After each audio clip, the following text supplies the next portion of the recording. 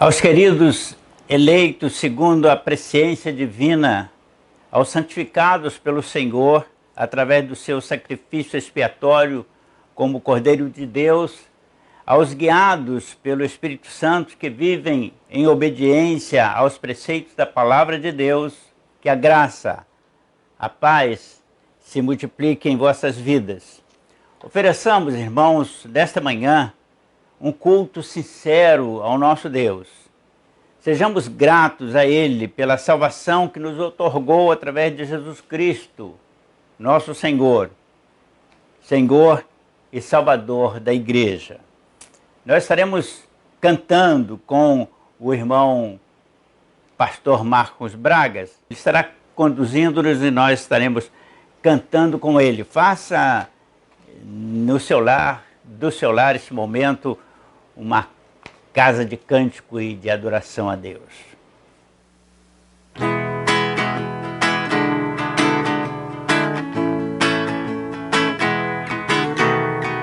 A alegria está no coração de quem já conhece a Jesus. A verdadeira paz só tem aquele que já conhece a Jesus. O sentimento mais precioso que vem do nosso Senhor é o amor que só tem quem já conhece a Jesus. A alegria está no coração de quem já conhece a Jesus. A verdadeira paz só tem aquele que já conhece a Jesus. O sentimento mais precioso que vem do nosso Senhor é o amor que só tem quem já conhece a Jesus. Aleluia, aleluia, aleluia, aleluia. O sentimento mais precioso que vem do nosso Senhor é o amor que só tem quem já conhece a Jesus. É o amor que só tem quem já conhece a Jesus. É o amor que só tem quem já conhece a Jesus.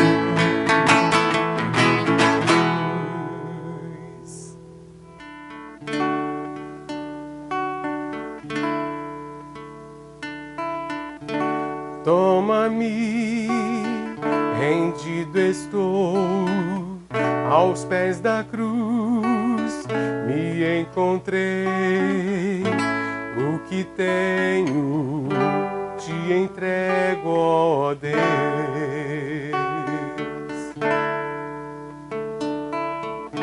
Vem limpar as minhas mãos, purificar meu coração, que eu ande em tudo que tu tens pra mim. Oh, eis-me aqui, rendido estou. Oh, eu sou teu e tu és meu.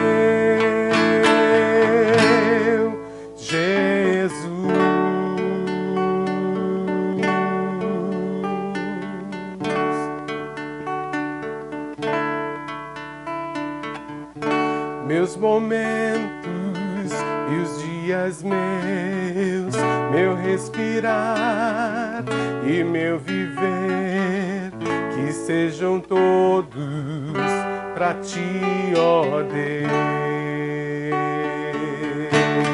Oh, eis-me aqui, rendido estou. Oh,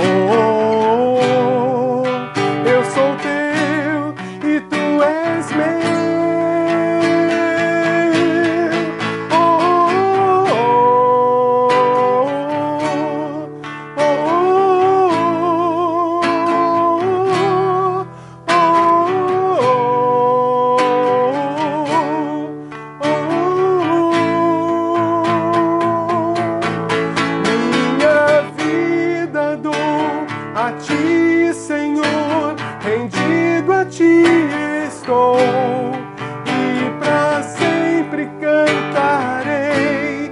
Faz de mim o teu querer, minha vida dou a ti, Senhor, rendido a ti estou e para sempre cantarei.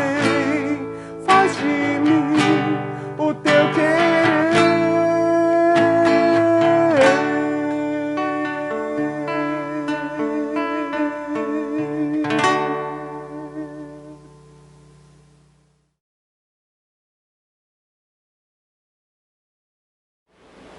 Passemos, irmãos, ao nosso momento do ofertório. Continuo agradecendo aos irmãos pelo carinho, pela dedicação, pelo empenho em manter em dia as suas contribuições, aqueles irmãos que são fiéis na entrega do dízimo, aqueles irmãos que são assíduos na sua contribuição no ofertório. Nós louvamos os irmãos, né, agradecidos pelo carinho.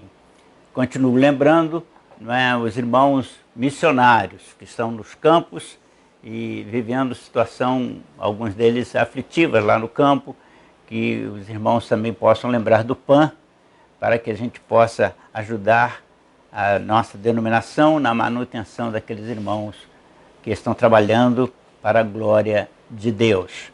Leio o texto desta oportunidade. Consagrai ao Senhor vossa contribuição, seja dízimo ou oferta, para a manutenção da obra de Deus na terra, e esperai grandes coisas da parte do Senhor. Texto tomei como referência Malaquias 3:10. Pai querido, nós te agradecemos pelo carinho do teu povo, pelo compromisso da tua igreja em se manter ativa e viva nesta parte financeira. Te agradecemos, ó Pai, porque ao longo desse período de aflição no mundo, em que as pessoas se viram em dificuldade financeiramente, nós te agradecemos porque os funcionários da nossa igreja e os compromissos de nossa igreja não deixaram de acontecer e nós podemos saudar todos os compromissos em dia e podemos manter, ó Pai, empregados aqueles que servem a tua igreja. Continue, Senhor, abençoando o teu povo. Aqueles irmãos que estavam na expectativa de abrir negócios, tinham planos e se viram impedidos, Senhor, dê a eles a orientação e o recurso necessário. Toque, Senhor, na mente deles para que saibam administrar esse momento e não percam a esperança de que o Senhor está cuidando de tudo. Aqueles irmãos que estão aflitos pelo trabalho, se vão continuar ou não trabalhando, irmãos que ficaram desempregados, Senhor, tome teu povo em tuas mãos e abençoe. Mas nós te agradecemos, ó Pai, por aqueles que se conservaram no trabalho, que eles possam, Senhor Deus, permanecer firmes e responsáveis diante do Senhor nessa questão financeira. Nós oramos em nome de Jesus. Amém. Irmãos, nós vamos ouvir como parte inspirativa o nosso coral, Coral Luz e Vida, na regência da irmã Neise Souza Marques.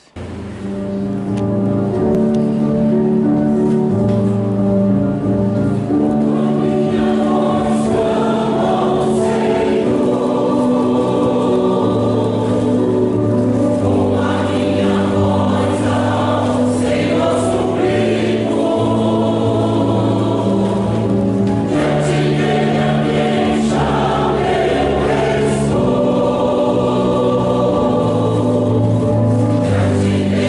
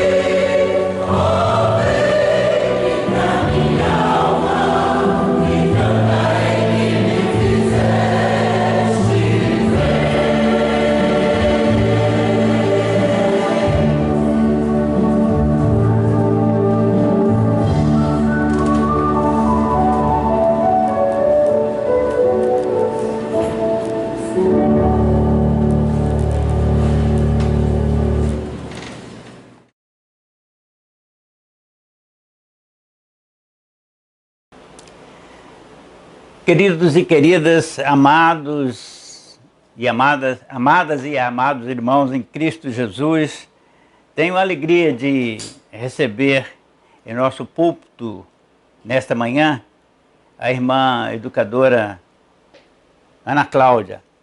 Ela vai trazer-nos a mensagem do Senhor aos nossos corações nesta manhã, baseada no livro de Abacuque.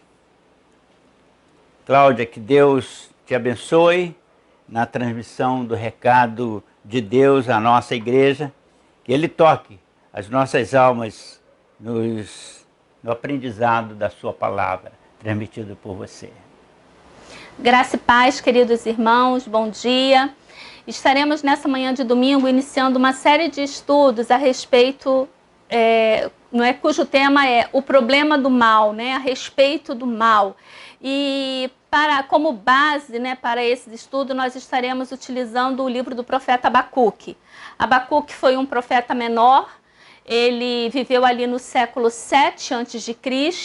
e ele profetizou no final do reinado de Judá, no final do reino de Judá, um pouco antes da Babilônia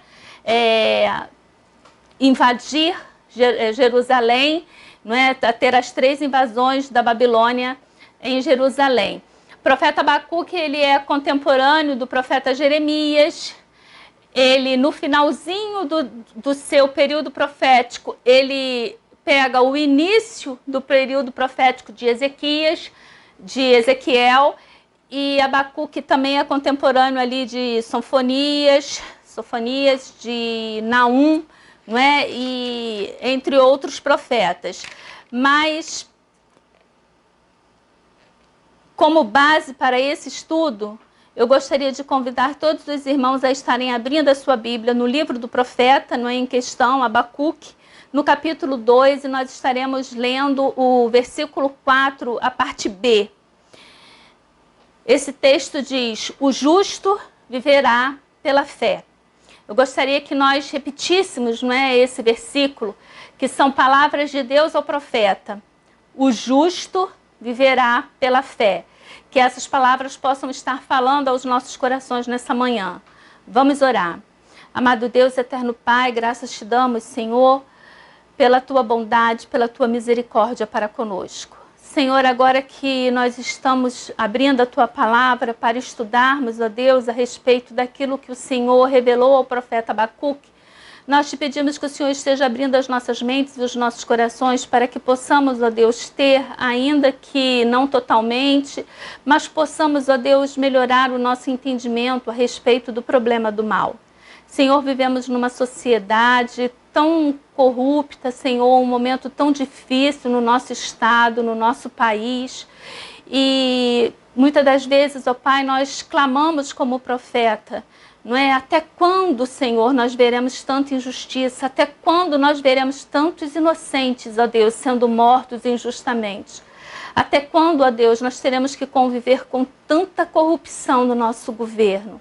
Deus, tenha misericórdia de cada um de nós e fale, ó Deus, a cada servo teu que se coloca, ó Deus, de forma penitente nesse momento diante de ti, pedindo que o Senhor nos esclareça, ó Deus, que o Senhor nos dê a sabedoria para entendermos as tuas questões. E se não for, ó Deus, possível que nós possamos alcançar esse entendimento, nós te pedimos que o Senhor venha nos dar paz.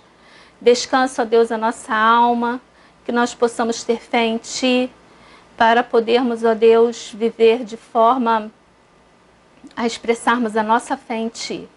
É o que nós te pedimos e desde já te agradecemos, em nome de Jesus. Amém. Irmãos, viver pela fé é uma aventura, É uma aventura que seria muito emocionante se ela não nos causasse tanta ansiedade. Nós vivemos um momento em que a nossa sociedade, eu acho que um dos profissionais que maior campo de atuação está tendo é os profissionais do segmento psicológico, psiquiátricos, os terapeutas. Porque vivemos momentos de muitas incertezas, de muita ansiedade. E por isso, viver pela fé né? Não é uma coisa tão fácil, assim como eu acredito que nunca foi, porque senão o Abacuque não teria questionado, não teria colocado a sua angústia diante de Deus, e Deus não teria respondido o seu profeta dizendo que o justo vive pela fé, que o ímpio ele confia em si mesmo, ele confia nas suas forças, ele confia no seu poder, mas que o justo, né, ele vive pela fé, ele vive com fé. Nós não temos certeza das coisas, não é, a respeito dos acontecimentos e dos fatos. Por mais controle que nós possamos ter sobre as coisas, que nós pensamos ter sobre as coisas, na verdade nós vivemos várias incertezas, a começar pelo dia da nossa morte. Não é? É quase que impossível a maioria da sociedade, a maioria das pessoas saber qual o dia da morte dela. Eu lembro, por exemplo, com relação a essas incertezas, as coisas que nós achamos que temos como certas, mas na verdade elas são incertas, 2 pontos, né, que foram notícias há alguns anos atrás, né, e que mostram isso. Eu lembro que eu fui dormir, não é, com o repórter ali assistindo a Globo News, com os repórteres fazendo uma análise e dizendo que era certo, né, que Hillary Clinton seria eleita presidente dos Estados Unidos. E quando eu acordei pela manhã, que eu liguei a TV, estava lá, né, o Jornal da Manhã, o Bom Dia Brasil, dizendo que Donald Trump havia ganhado as eleições e ele seria o novo presidente dos Estados Unidos. Um outro fato que eu também fui dormir ouvindo, né, os repórteres dizendo que era certo, é que o Reino Unido, né, ali no plebiscito, onde eles discutiam se sairiam ou não, né, do bloco europeu, diziam que era certo que eles não sairiam, não é, que as pessoas que queriam se separar perderiam. E, no entanto, nós vimos ali o Reino Unido ganhando, né, a maior parte dos seus, das pessoas, né, que vivem ali naquele país optando pela saída do bloco europeu. Né, ainda que logo, né, a gente possa ver um certo arrependimento da parte deles, mas eles ganharam o plebiscito. Então as questões, elas são sempre inconstantes. Por mais certeza que a gente pensa ter sobre determinada coisa, a gente realmente não tem. A gente pode fazer planos, determinar coisas, e quando a gente vê, simplesmente está ali, não é? A gente pode ser abatido por uma doença, por uma fatalidade, não é? E por tantas coisas. Mas além da gente viver, não é? Além de que viver pela fé é uma aventura muito difícil, nós ainda nos deparamos com os pensamentos, muitas das vezes errados. Porque é natural pensarmos que porque nós somos filhos de Deus, porque nós aceitamos a Cristo como nosso único e suficiente Salvador, porque nós frequentamos a igreja, porque nós praticamos, não é, coisas boas, nós fazemos coisas boas para a sociedade, então eu tenho que receber da parte de Deus um tratamento preferencial, não é? Eu sirvo a um Deus todo-poderoso, e esse Deus todo-poderoso, ele não vai permitir que nada dessas coisas que está acontecendo, não é, me abalem. Então eu não vou ser atingida por uma bala perdida, eu não vou ser contaminada pelo coronavírus, eu não vou perder o meu emprego, eu não vou ter um problema de falência na minha empresa, porque eu sou filha de um Deus vivo, eu sou filha de um Deus poderoso, e esse Deus não vai permitir que nada de mal nos aconteça. E a gente sabe que as coisas não são bem por aí, não é? O crente morre sim de bala perdida, o crente fica desempregado. Já tivemos muitos irmãos que faleceram, né, por conta desse vírus terrível que assola a humanidade nesse momento, e as coisas vão. Então fica essa questão, como compatibilizar as coisas que estão acontecendo com a minha fé nesse Deus Todo-Poderoso. Nós evangélicos pensamos que porque servimos e andamos conforme aquilo que Deus orienta, nós seremos livres dos problemas que a nossa sociedade enfrenta. E nós acabamos sendo surpreendidos, não é, por todas as mazelas que atingem também a sociedade. É uma surpresa com relação a um filho criado dentro do evangelho, é um adultério, não é? Depois de tantos anos de casamento, um dos cônjuges se vê ali diante de ter sido preterido a uma pessoa mais nova ou a uma outra pessoa qualquer. É essa leva de coisas que realmente acontecem, às quais nós estamos todos sujeitos. O profeta Abacuque, né, ele é nosso contemporâneo nesses pensamentos. Ele é nosso contemporâneo nessas surpresas, não é? Ele é nosso amigo, é nosso parceiro, não é? Nas questões que nos levam a indagar, não é? O que de fato está acontecendo, como pode isso acontecer. A princípio, na parte religiosa de Israel, no estabelecimento ali daquele povo como nação, ali quando vemos caminhando ali no Êxodo,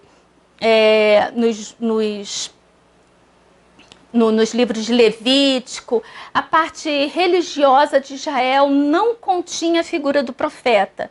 Ela continha a figura do sacerdote. O sacerdote foi instituído por Deus para realizar o culto, não é? Para realizar ali a parte de adoração a Deus.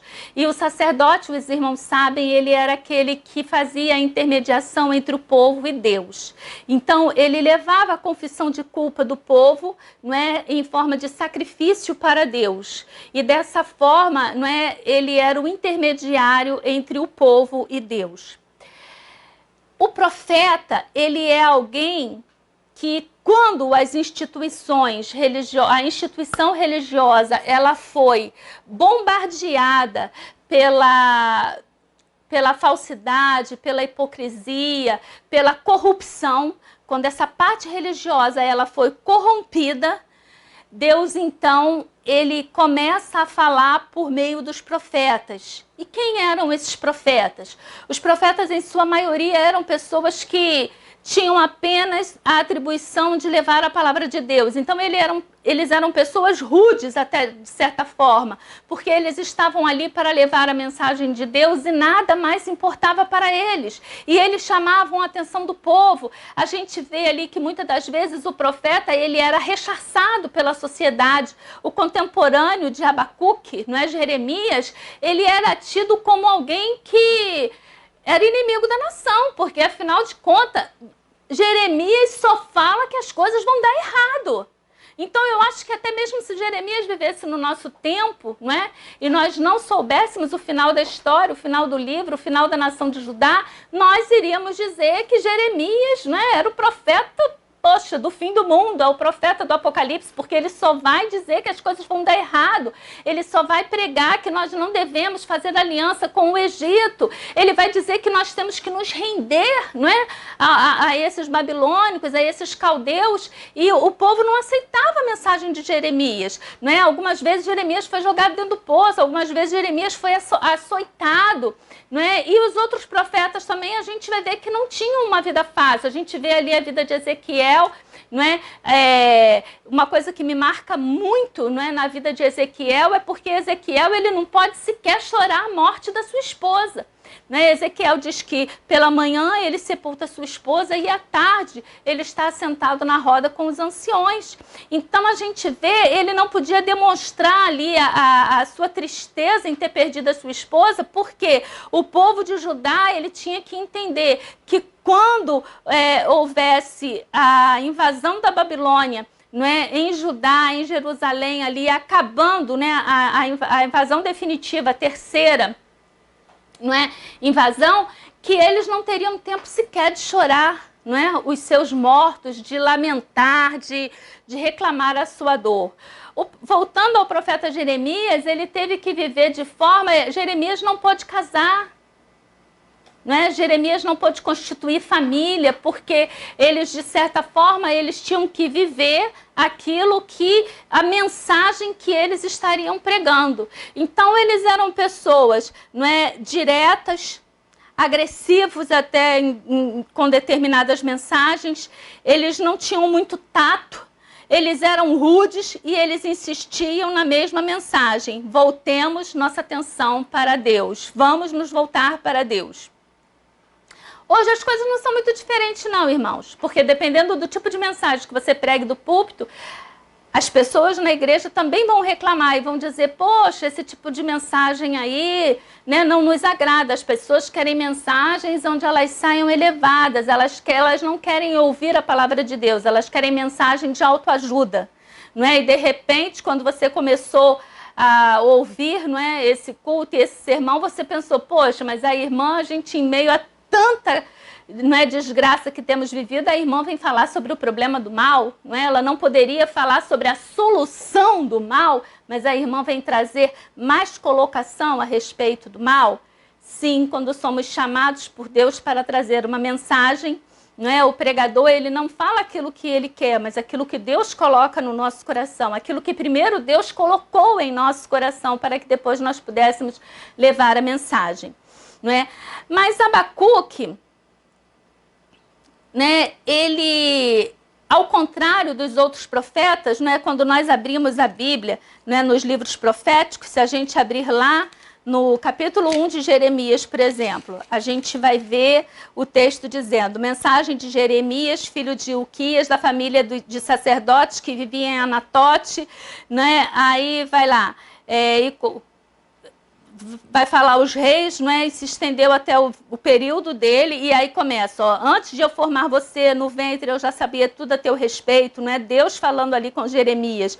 E aí Jeremias, no versículo 11, ele já começa, a mensagem do Eterno veio a mim, o que você está vendo, Jeremias? Então, ele vai falar aquilo que Deus está mandando ele falar. No livro do profeta Isaías também nós vemos, não é? Vamos ter ali a mesma relação, né? Se você abrir lá no livro de Isaías, no capítulo 1, você vai ver também que ele vai ter um mesmo tipo de início, né? Visão que Isaías, filho de Amós, teve a respeito de Judá e Jerusalém, na época dos reis de Judá, Uzias, Jotão, Acás e Ezequias. Céus e terra, vocês são o júri, ouçam a causa que o Eterno está apresentando. Então, ele está chamando a atenção do povo para aquilo que Deus vai falar. Mas quando a gente abre a nossa Bíblia lá no livro do profeta Abacuque, a gente vai ver que ele começa assim, o problema conforme Deus o revelou a Abacuque. Aí ele parte, ó Eterno, há quanto tempo estou clamando por ajuda e não me ouves? Isso aqui não é Deus falando a Abacuque, é Abacuque falando com Deus. Então Abacuque é um profeta diferente porque ele, ao contrário dos outros, não é, que tinham a preocupação de falar aquilo que Deus estava enviando por meio deles para ser dito ao povo, Abacuque ele tem uma preocupação, não é, de levar a Deus as suas angústias, as suas incertezas diante da mensagem que Deus estava mandando que ele levasse. E isso é muito interessante, eu vou falar agora e eu devo repetir isso, não é, algumas vezes durante essa sequência de sermão, não é, eu anotei aqui que o pastor, não é, Luiz Saião, ali da Ibiúne de São Paulo, ele vai dizer que não existe cristianismo sério que não faça questionamento. E ele diz, quem nunca duvidou, nunca creu de verdade. Porque dentro do nosso conceito teológico, não é, de repente, Abacuque seria até questionado dentro da igreja. Não é? A gente diria, meu filho, segura sua onda, Abacuque, não é assim que se fala com Deus. O que é isso? Como é que você pode pedir satisfação a Deus com relação ao tempo dele te responder? Não é? Mas Abacuque é uma pessoa sincera. E o que eu acho mais interessante com relação a essas pessoas que dizem, não, eu nunca pergunto por que para Deus. Eu nunca pergunto, eu aceito. Não é? Olha, irmãos, devo confessar a minha fraqueza, porque diante de algumas questões eu realmente coloco para Deus, Senhor, por quê? Senhor, eu não entendo, não estou entendendo. Porque a oração errada é a oração que não é feita. E por que você tem que ser insincero até na sua oração? É só você e Deus. E Deus é um Deus amoroso, um Deus compreensivo, um Deus perdoador. E Ele quer a sua sinceridade. Olha, o que adianta você dizer para Deus que está tudo bem, que você está aceitando tudo de boa, se o seu coração não está? E a Bíblia diz que Ele sonda os nossos corações e Ele conhece aquilo que vai no mais íntimo do nosso ser. Até aqueles sentimentos que por vezes nós não estamos entendendo porque temos, porque às vezes passamos por isso. Às vezes passamos por situações que a gente não consegue entender, mas por que eu estou sentindo isso? Por que eu estou refém dessas emoções? E Deus sabe. Muitas das vezes eu preciso ir para uma análise, eu preciso tomar remédios para que eu possa me entender, para que eu possa refletir. No entanto, a Bíblia diz que Deus conhece, que Deus, Ele escrutina todo o nosso ser, Ele sabe aquilo que vai no nosso íntimo. Ele nos conhece. Então, a primeira mensagem que Abacuque nos traz é essa questão de sermos sinceros para com Deus, na nossa oração, na nossa meditação, nós devemos ser sinceros, podemos ser sinceros. Isso é o mais lindo desse Deus a quem nós servimos, porque nós podemos ser sinceros. Então, Abacuque, ele verbaliza a nossa incompreensão, nossa decepção, mesmo muitas das vezes com Deus. Os irmãos podem até achar um pouco exagerado a palavra, porque decepção com Deus, irmão, o que é isso? A gente vai estudar isso mais para frente e os irmãos vão entender que muitas das vezes a decepção, muitas das vezes não. Essa decepção não é com o Deus verdadeiro, mas com o Deus que idealizamos dentro de nós. Eu esqueci, eu não sei se é C.S. Lewis, eu não sei qual é o autor, mas ele diz que Deus criou o homem à sua imagem e semelhança. E o homem fez o favor de fazer o mesmo. Porque cada um de nós cria um Deus, a nossa imagem e a nossa semelhança. Os irmãos entenderam? Nós fomos criados à imagem e semelhança de Deus. Ao invés de tentarmos buscar, alcançar, se bem que Paulo vai dizer quão insondáveis são os teus pensamentos, Ele vai dizer que agora vemos por espelho enigma, então as coisas relativas a Deus são coisas difíceis para o homem entender. E, no entanto, nós fomos criados à imagem e semelhança dele. Aí o que o homem faz? Ele não consegue entender, ele não consegue alcançar, então ele cria um Deus. E aí está a verdadeira idolatria. Não pense você que a verdadeira idolatria, que a idolatria ela se restringe à pessoa que se curva diante de uma imagem, a pessoa que faz prece a uma imagem. Mas quando você cria um Deus, a sua imagem e a sua semelhança, a semelhança daquilo que você quer, a semelhança das suas verdades, a semelhança do seu conhecimento, você também está praticando idolatria. Então, Abacuque, ele não vai fazer nenhuma narração, ele não vai contar, aquilo que Deus, a mensagem direta de Deus. Abacuque começa ali levando para Deus as suas angústias. E para isso eu gostaria de convidar vocês a estarmos lendo os versículos de 2 a 4, para que possamos entender esse pedacinho que estaremos colocando agora ainda pela manhã. Eu estou fazendo a minha leitura na Bíblia, a mensagem, e por isso, com certeza os irmãos vão ver bastante diferença da versão de vocês.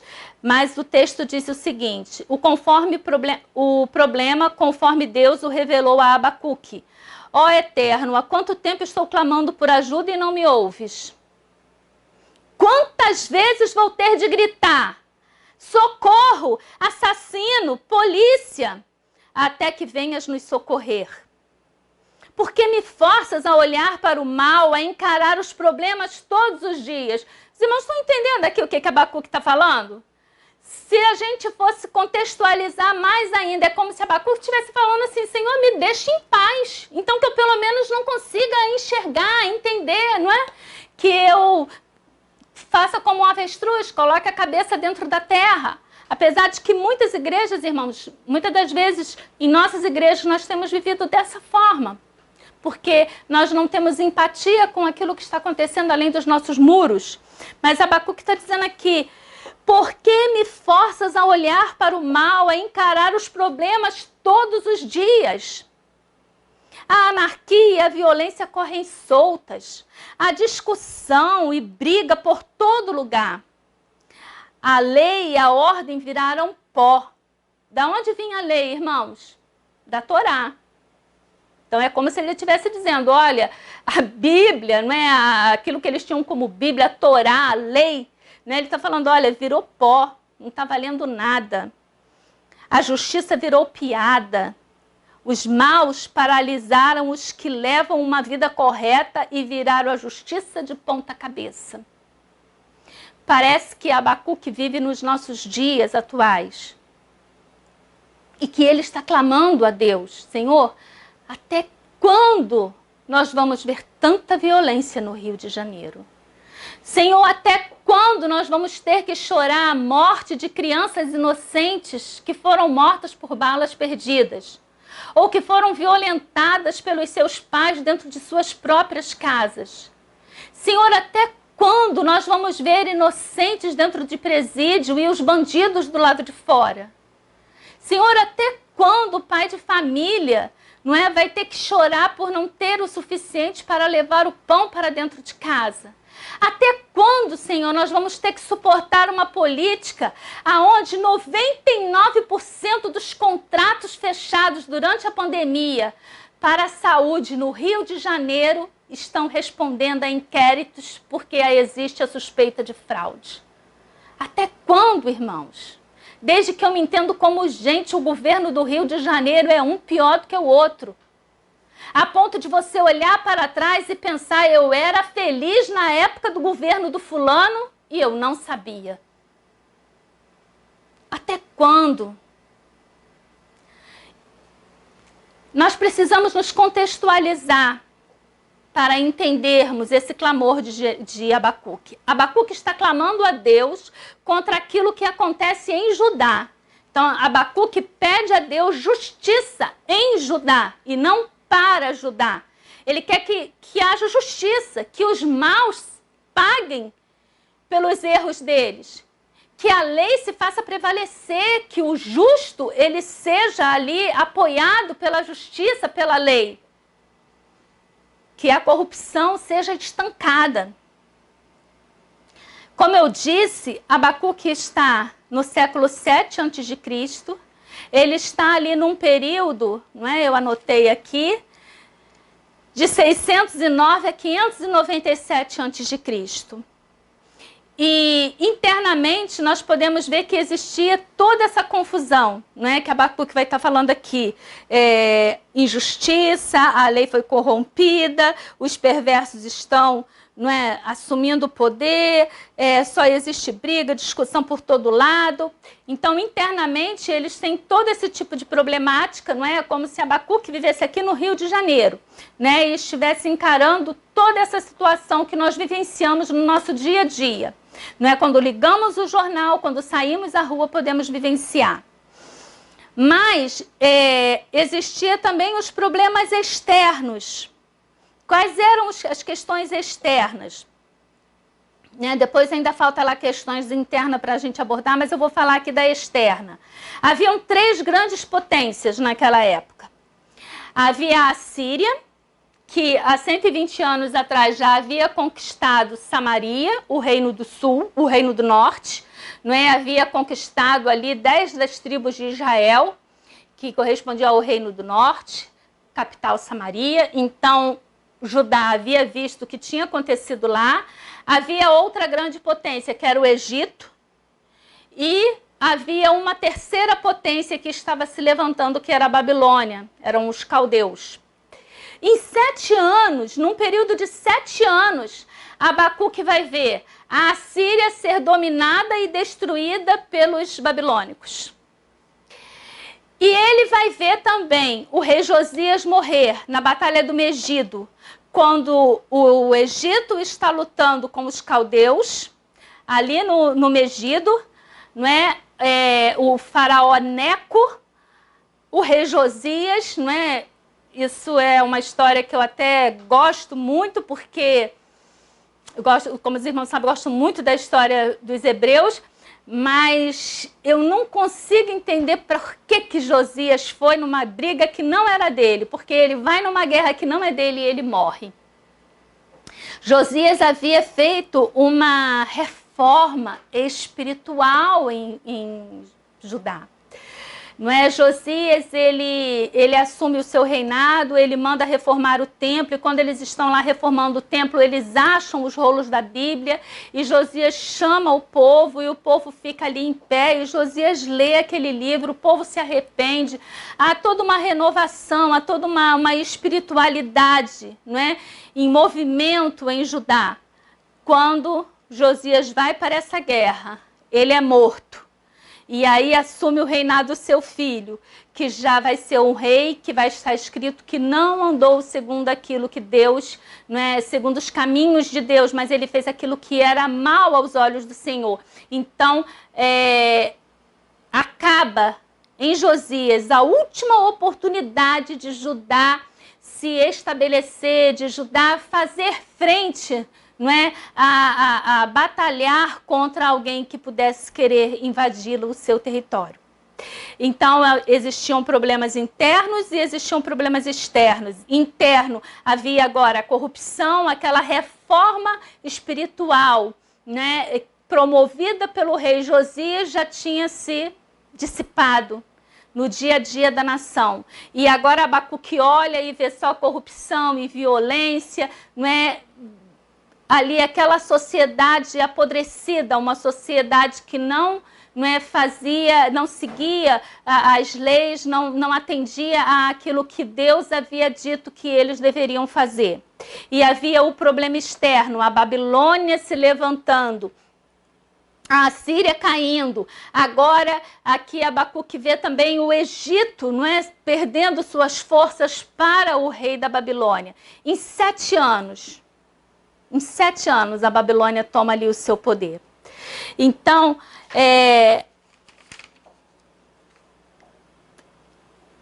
Abacuque vai questionar a Deus,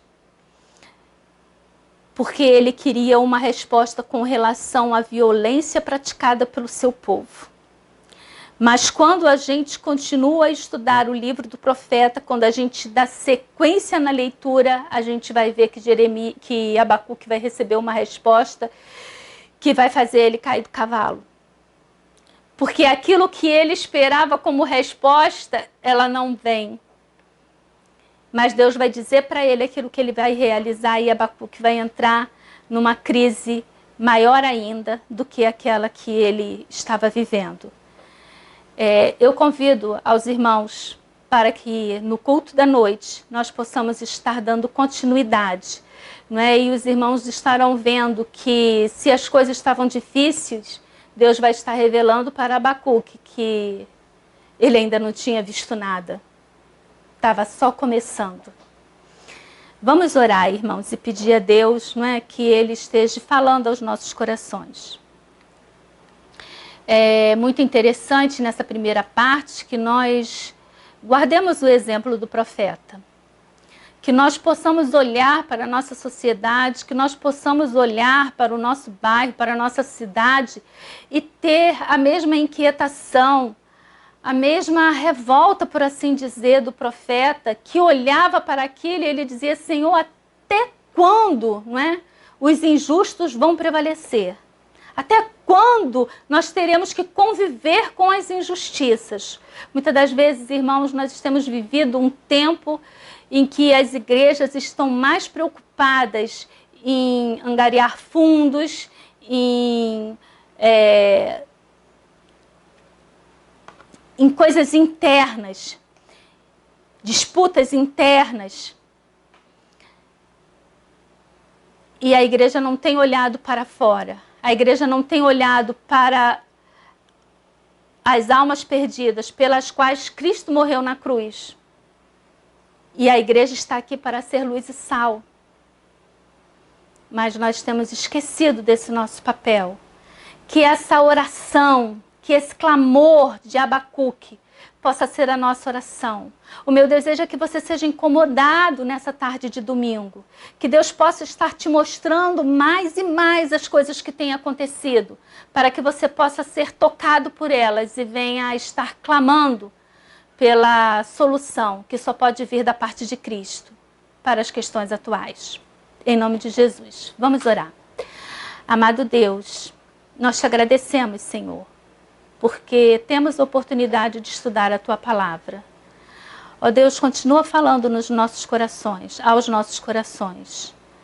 Ó Pai, que a Tua igreja, Senhor, ela possa estar aqui para cumprir o papel pela qual ela foi chamada, ó Deus.